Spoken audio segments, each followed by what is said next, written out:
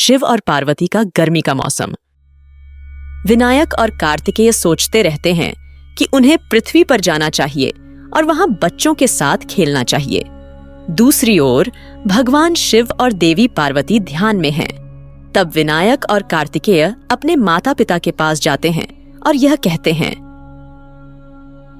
माँ, पिताजी, मुझे आपको कुछ महत्वपूर्ण बात बतानी है। माँ, मैं और भैया दोनों एक साथ पृथ्वी पर जाने के बारे में सोच रहे हैं। अरे बच्चों, श्री रामनवमी का त्योहार तो समाप्त हो गया है। ऐसा कौन सा त्योहार है जिसके लिए आप सब पृथ्वी पर जाना चाहते हैं? आमतौर पर त्योहारों के दौरान आप पृथ्वी पर जाते हैं और वहाँ के लोगों के साथ आराम से समय बिताते हैं, है ना? हाँ माँ, जब भी कोई त्योहार आता है मैं और भाई दोनों पृथ्वी पर जाते हैं और वहाँ के लोगों के साथ उत्सव मनाते हैं। लेकिन इस बार शायद कोई त्योहार नहीं होगा, फिर भी हम पृथ्वी पर जाएंगे क्योंकि पृथ्वी पर बच्चों को गर्मी की छुट्टियाँ मिल गई है। सभी बच्चे खुशी से खेल रहे हैं, इसीलिए हमने पृथ्वी पर जाकर बच्चों के साथ आराम से खेलने का निर्णय लिया है माँ। ओह, तो ये बात है। ठीक है, जाओ तुम दोनों जाकर आराम से खेलो। देखो बच्चों, सिर्फ खेलना ही काफी नहीं है। गर्मियों में लोगों की सेवा करना भी बहुत अच्छा काम है। यदि आप किसी गरीब को देखते हैं तो आपको उसकी सेवा करना चाहिए। भगवान शिव और देवी पार्वती अपने बच्चों से यही कहते हैं। अब विनायक और कार्तिकेय पृथ्वी पर प्रकट होने के लिए जाते हैं। इस गांव में बहुत सारे बच्चे हैं, बहुत अच्छे से खेल रहे हैं। अब देर क्यों करे भैया, आइए हम भी बच्चों की तरह बने और उनके साथ आराम से खेलें। इस प्रकार विनायक और कार्तिकेय दोनों सामान्य बच्चों की तरह बन जाते हैं। वे दोनों वहां बच्चों के साथ शामिल हो जाते हैं। तुम कौन हो? तुम दोनों को तो इस गांव में इससे पहले कभी नहीं देखा। तुम लोग कहाँ से आए हो? हाँ, मैंने भी तो उन्हें इस गांव में कभी नहीं देखा। मेरा नाम विनय है, मैं पड़ोसी गांव से आया हूँ। मैंने सुना है इस गांव के बच्चे सभी का बहुत सम्मान करते हैं, सबके साथ मिलजुल कर खेलते भी हैं। इसीलिए तो हम ये गांव में आए हैं। मेरा नाम कार्तिक है, मैं भी तुम्हारे साथ खेलने के बारे में सोच रहा हूँ। हाँ, तुम दोनों हमारे साथ खेल सकते हो। इस प्रकार विनायक और कार्तिकेय उस गांव के बच्चों के साथ जाते हैं। वे लुका छिपी खेल रहे हैं। उधर कैलाश में देवी पार्वती और भगवान शिव कुछ इस तरह बातें करते थे। देखिए ना स्वामी, यदि विनायक और कार्तिक कैलाश में नहीं होते हैं तो पूरा कैलाश कैसे खाली हो जाता है। हाँ पार्वती, आपने सही कही। बच्चे पृथ्वी पर चले गए हैं। क्या आप सभी को वैसा ही सेवा दे रहे हैं जैसा आपको बताया गया था? खेल खेलते समय बच्चे सिर्फ खेल पर ही ध्यान केंद्रित करते हैं और सेवा के बारे में क्या, उनके पास तो वास्तविक शक्ति भी नहीं है। देखो पार्वती, बच्चों में बहुत अच्छाई होती है। वे बहुत कोमल हैं। हमें उनमें और अधिक अच्छाइयां लाने की जरूरत है, तब मानवता के लिए कोई समस्या नहीं रहेगी। लेकिन अब आप क्या करेंगे स्वामी? चलो अब हम दोनों पृथ्वी पर चलते हैं। आइए पार्वती, बच्चों को सेवा करना सिखाते हैं। वे अवश्य सीखेंगे पार्वती। इस प्रकार देवी पार्वती और भगवान शिव पृथ्वी पर जाते हैं। वे भगवान गणेश और भगवान कार्तिकेय के दर्शन करते हैं। देखिए स्वामी, वो बालक हमारे भगवान विनायक है और उसके बगल में हमारे भगवान कार्तिक है। दोनों बच्चों के साथ बहुत अच्छे से घुल मिल गए हैं। चलो अब हम अपना रूप बदलते हैं पार्वती। यहाँ तक कि बच्चों विनायक और कार्तिकेय भी हमें इसकी याद नहीं दिलाते हैं। इस प्रकार देवी पार्वती और भगवान शिव एक वृद्ध दंपति की तरह हो जाते हैं। फिर वो दोनों हाथ में एक छड़ी पकड़कर और चलने में असमर्थ होकर वह बच्चों के पास जाता है। बच्चे उन्हें देखकर आश्चर्यचकित हो जाते हैं। ये लोग कौन हैं और यहाँ क्यों आए? क्या ये लोग इस गांव के हैं? बताओ ना।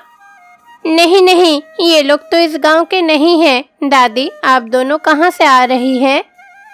मैंने भी इन दादा और दादी को नहीं देखा। आप दोनों अपना परिचय बताइए। मेरा नाम गौरी है और उनका नाम ईश्वरैया है। हम बहुत दूर से आए हैं। दरअसल हम काशी जा रहे हैं। हम रास्ते में आराम करने के लिए इस गांव में आए हैं। देखो, बहुत ही तेज धूप है। इस गर्मी में मैं एक कदम भी नहीं चल पा रहा हूँ। इसलिए गौरी, मैं कह रहा था कि कहीं छांव में जाकर कुछ देर के लिए विश्राम करते हैं। लगता है मैंने आपको कहीं देखा है, पर मुझे याद नहीं आ रहा। अरे बेटे, ये सब भूल जाओ, हमें बहुत प्यास लगी है। क्या तुम हमारी थोड़ी मदद कर सकते हो? आपको क्या मदद चाहिए, हमें बताइए। पानी की जरूरत है, हमारे दोस्त अपने घर जाकर पानी लेकर आएगा। हाँ, मुझे पानी चाहिए, लेकिन वो पानी ताज़ा और ठंडा होना चाहिए।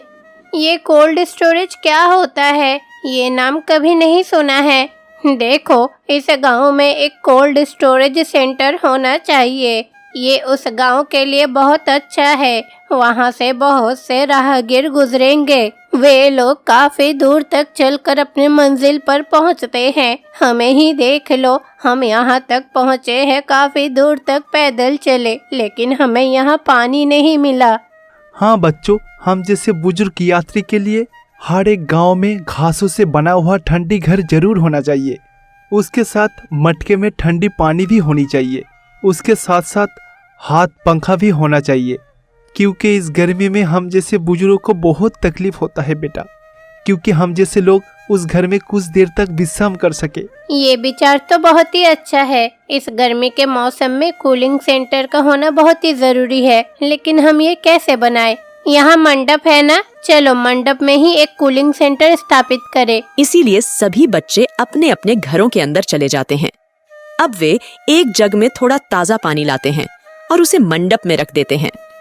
बहुत बढ़िया बच्चों, तुमने जल्दी से बात समझ ली और कूलिंग सेंटर बना दिया। अब हम यहाँ अच्छा पानी पिएंगे, ताकि दादी और दादाजी ठंडी शुद्ध पानी पी सकें। सूरज थोड़ा और उगेगा।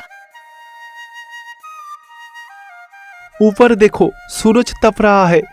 हम जैसे बुजुर्गों के लिए इस गर्मी में जीवित रहना बहुत ही मुश्किल है। हम दोनों तीर्थ यात्रा के लिए काशी जा रहे हैं, पर 4 दिन हो गया है हम लोग कुछ नहीं खाया।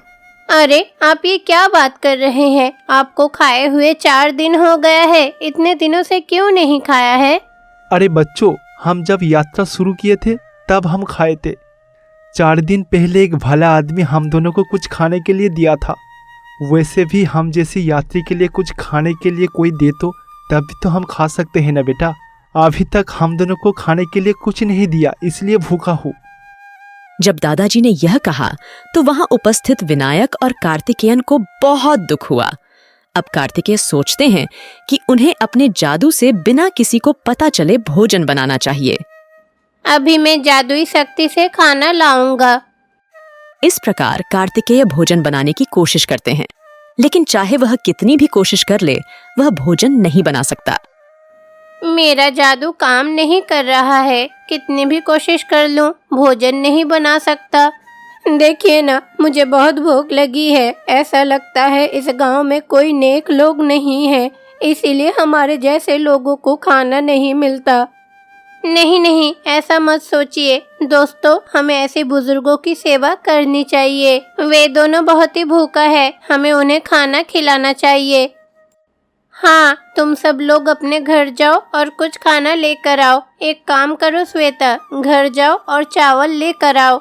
राजू, तुम घर जाकर अपनी माँ द्वारा पकाए गए सब्जी लेकर आओ। यदि हर कोई कुछ न कुछ खाना लेकर आए तो हम उनकी भूख मिटा सकते हैं, है ना? विनय और कार्तिक के ऐसा कहने पर बच्चे अपने घर के अंदर चले जाते हैं। प्रत्येक व्यक्ति अलग अलग प्रकार का भोजन लाता है, इसलिए सभी बच्चे मिलकर उस गर्मी के मौसम में बुजुर्गों को खाना खिलाते थे। देखो बच्चों, ये खाना बहुत ही स्वादिष्ट था। इतना स्वादिष्ट खाना मैंने आज तक जिंदगी में कभी नहीं खाया। इस तरह दादाजी और दादी अपने अपने खाना खाते हैं। जैसे ही वे खाना खाते हैं, दादी और दादाजी देवी पार्वती और शिव में बदल जाते हैं। बच्चे उन्हें देखकर आश्चर्यचकित हो जाते हैं। माँ, पिताजी, आप यहाँ? हम आपको पहचान नहीं सके। अरे, देवी पार्वती हमारे गांव में प्रकट हुए हैं। वह जोर से चिल्लाती है। विनय और कार्तिक भी अपने मूल रूप में बदल जाते हैं। बच्चे जब इसे देखते हैं तो पुनः आश्चर्यचकित हो जाते हैं। हमें तो यकीन ही नहीं हो रहा है, माता पार्वती के साथ भगवान विनायक और कार्तिक भी हमारे गांव में आए हैं। बच्चों, हम यहाँ तुम्हें सेवा के बारे में बताने आए हैं। इस गर्मी में कई लोगों को कई कठिनाइयों का सामना करना पड़ रहा है। राहगीरों को भी काफी परेशानियों का सामना करना पड़ रहा है।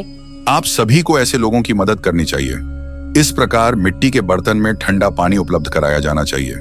उन्हें चलने के लिए छड़ियान उपलब्ध कराने की आवश्यकता है। भोजन भी उपलब्ध कराया जाना चाहिए। इस गर्मी में गरीबों की सेवा करने से आपको मेरा आशीर्वाद प्राप्त होगा। इस प्रकार देवी पार्वती और भगवान शिव ने वहां उपस्थित लोगों से कहा। इस प्रकार पूरा शिव परिवार सभी को आशीर्वाद देकर वहां से अंतर्ध्यान हो जाता है। एक गांव में कल्याणी नाम की एक लड़की रहती थी। कल्याणी को भगवान पर बिल्कुल भी विश्वास नहीं था। रंगम्मा कल्याणी की मां थी। कल्याणी की रंगम्मा की देवी काली में गहरी श्रद्धा थी। वह प्रतिदिन देवी काली का स्मरण करती थी। वह काली माता की मंदिर में भी जाकर पूजा अर्चना करती थी। रंगम्मा हमेशा सोचती थी कि उसे अपनी बेटी को भक्ति के मार्ग पर ले जाना चाहिए। माँ काली, मैं जो भी मांगती हूँ आप हमेशा मुझे बिना ना कहे ही दे देती हैं। मेरे पति के मृत्यु के बाद मुझे कई कठिनाइयों का सामना करना पड़ा। इन मुश्किलों में केवल आप ही हो जो मेरे साथ हमेशा रहे हैं। मैं आपकी दयालुता को कभी नहीं भूलूंगी। इस प्रकार रंगम्मा काली माता मंदिर में बैठती और देवी से इस तरह बात करती। ठीक उसी समय पुजारी मंदिर में प्रवेश करता है। अरे रंगम्मा, तुम तो जानते हो कि मेरे घर बहुत दूर है। कभी कभी मंदिर में आने में बहुत देर हो जाते हैं। तुम मुझसे पहले आकर पूरा मंदिर अच्छी तरह से साफ करते हो। माँ काली तुम्हारी रक्षा जरूर करेगी माँ। यदि माँ ना होती तो हमारी रक्षा कौन करता। आज मेरी बेटी का जन्मदिन है। मैं सोच रही हूँ कि मुझे उनके नाम पर पूजा करनी चाहिए। बहुत ही अच्छा माँ। आज पूजा के लिए सभी आवश्यक सामान लेकर आए हो ना? हाँ पुजारी जी, मैं सभी जरूरी सामान लेकर आई हूँ। मैं इस बार भी देवी को भेंट चढ़ाने के लिए कई सामान लेकर आई हूँ।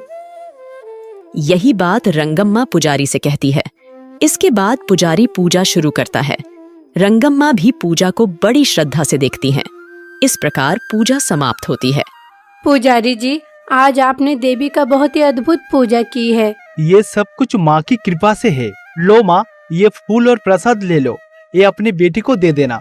वैसे भी आजकल का समाज बिल्कुल भी अच्छा नहीं है। मुझे पूरी उम्मीद है कि माँ काली तुम्हारी बेटी की अच्छी तरह से रक्षा करेगी। जब पुजारी ने यह कहा तो रंगम्मा ने प्रसाद और फूल लेकर कल्याणी को दे दिए। माँ, मैंने आपसे कितनी बार कहा है कि मैं इन देवताओं में विश्वास नहीं करती। मैं एक पढ़ी लिखी लड़की हूँ, ये सब पर विश्वास नहीं करती।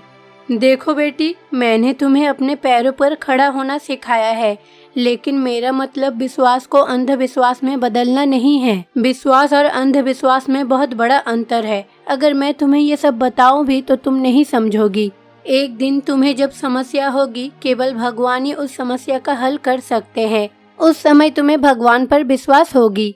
नहीं, मैं भगवान की पूजा नहीं करूँगी।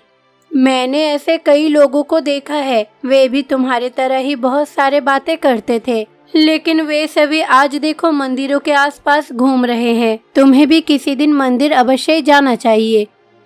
कल्याणी और रंगम्मा इसी तरह बात करते रहते हैं। इस बीच कल्याणी की सहेलियां गौरी और कमला उसके घर आती हैं। जन्मदिन मुबारक कल्याणी, तुम हमेशा खुश रहो। हाँ कल्याणी, तुम्हारे सारे सपने पूरे हो। तुम सब ये जानते हुए कि आज मेरा जन्मदिन है, मुझे एक अच्छा जीवन का शुभकामनाएं तो दे रहे हो, लेकिन मेरी माँ को देखो, हमेशा कोसती रहती है। कहती है एक दिन कोई समस्या आएगी और मैं खुद ही मंदिर चली जाऊंगी।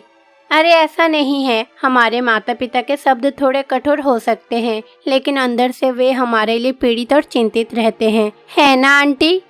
अरे बेटी, तुम तो बहुत कुछ समझती हो। अपने दोस्त को भी कुछ समझाओ, वो हमेशा मुझे मंदिर जाने से रोकते रहती है। हम कल्याणी को नहीं बदल सकते आंटी, केवल भगवान ही कल्याणी का मन बदल सकते हैं।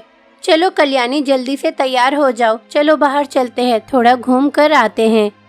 गौरी के ऐसा कहने पर कल्याणी तैयार हो गई और उसने अपनी माँ से यह बात कही। माँ, आज मेरी जन्मदिन है। मैं अपने दोस्तों के लिए एक पार्टी आयोजित करने की सोच रही हूँ, इसीलिए हम शहर जा रहे हैं। रात को घर वापस आऊंगी।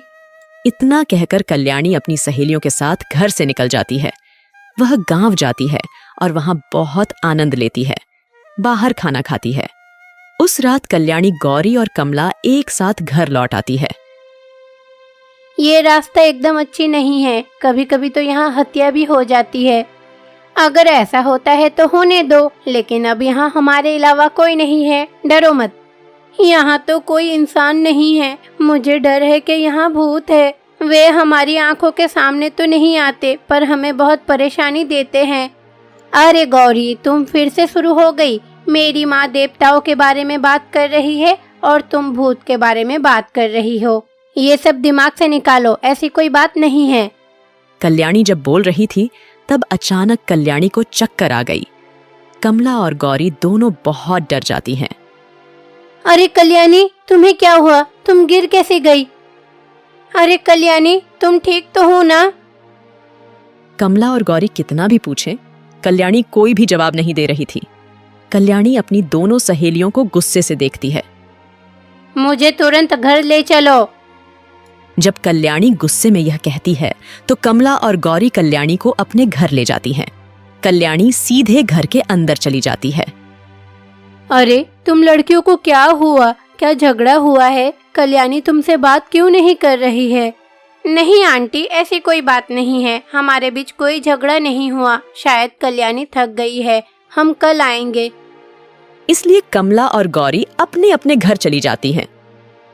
कल्याणी अपने कमरे में जाकर सो जाती है। रंगम्मा भी अपने कमरे में सो जाती है। फिर कल्याणी आधी रात को जाग जाती है और हताश होकर रोने लगती है। क्या बात है कल्याणी बेटी, तुम इस समय क्यों रो रही हो? क्या हुआ?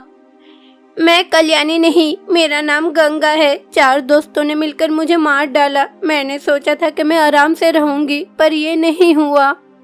कल्याणी हताश होकर रोने लगती है। यह सुनकर रंगम्मा को समझ में आ जाता है कि असली मामला क्या है। फिर रंगम्मा मन ही मन यही सोचती है, तो ये असली बात है, कल्याणी पर एक भूत का साया है, इसीलिए तो मेरी बेटी अजीब व्यवहार कर रही है। आज रात कल्याणी से बात कर फायदा नहीं है, मैं उसे अकेले ही छोड़ देती हूँ। उस रात रंगम्मा बिना कुछ कहे अपने कमरे में वापस चली जाती है। कल्याणी थोड़ी देर रोती है और फिर सो जाती है। अगले दिन कल्याणी जागती है और घर में सामान तोड़ रही होती है। कल्याणी, तुम क्या कर रही हो? कितनी बार कहूँ, मेरा नाम गंगा है, मुझे गंगा कहकर पुकारो।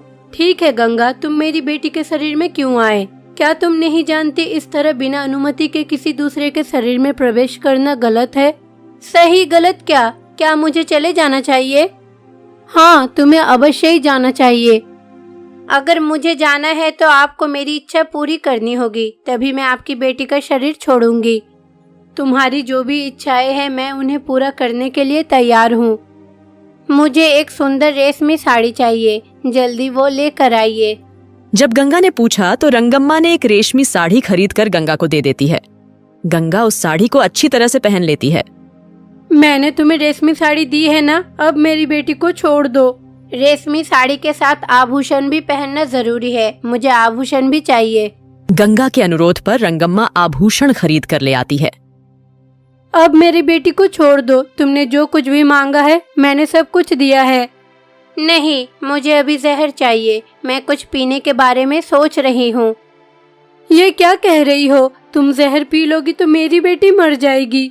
मैं भी यही चाहती हूँ, मैं बिना साथी के बहुत कष्ट झेल रही हूँ। मुझे आपकी बेटी बहुत पसंद है, मैं उसे अपने साथ ले जाने के लिए सोच रही हूँ। रंगम्मा को यह कहते हुए बहुत दुख होता है। रंगम्मा काली माँ की मंदिर जाती है और वहाँ दुखी होकर बैठ जाती है। माँ काली माता, मेरी बेटी के शरीर में एक बुरी शक्ति प्रवेश कर गई है, इससे मुझे और मेरी बेटी को बहुत परेशानी हो रही है। जाने अनजाने मेरी बेटी ने बहुत गलतियाँ की है, कृपया आप उन्हें माफ कर दे और हमें बचा लीजिए।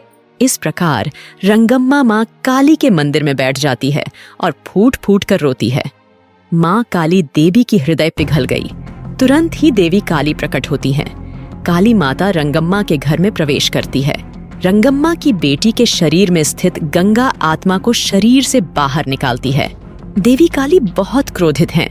गंगा की आत्मा माँ काली की क्रोध सहन नहीं कर पा रही थी। नहीं, मुझे कुछ मत करो, मुझे छोड़ दो। तुमने मेरे भक्त को परेशान किया है, मैं तुम्हें कैसे छोड़ दूं? अब तुम मेरे क्रोध का शिकार होने जा रही हो। इस प्रकार देवी माँ काली बुरी शक्ति को एक बॉल के रूप में निगल लेती है। क्या तुमने देखा कल्याणी, माँ हमारे घर आने वाली समस्या का समाधान कैसे किया? ये सच्ची भक्ति का प्रमाण है। तुरंत माँ के पैरों पर गिरकर माफी मांगो। जब रंगम्मा यह कहती है तो कल्याणी देवी काली के चरणों में गिरकर क्षमा मांगती है। इस प्रकार देवी काली रंगम्मा की बेटी की रक्षा करती हैं।